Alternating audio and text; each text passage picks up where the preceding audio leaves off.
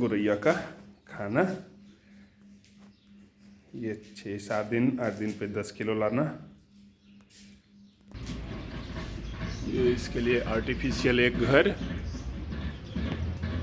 इसका एक परमानेंट खाने का जगह, और ये मेरे गौरैया,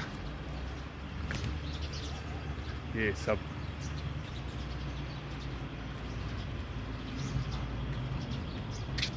अब मैं यहाँ पे इसके लिए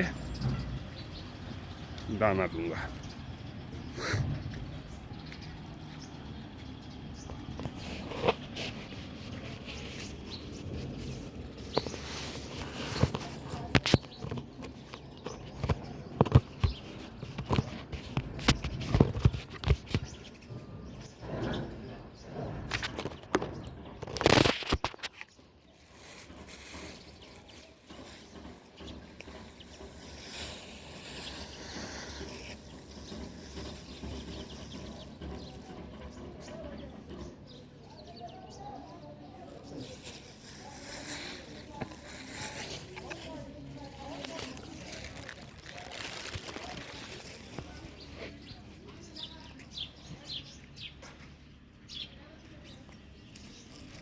ये इसका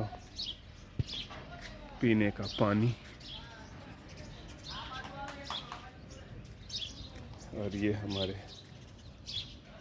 गौरैया, ये सब आ जाएंगे।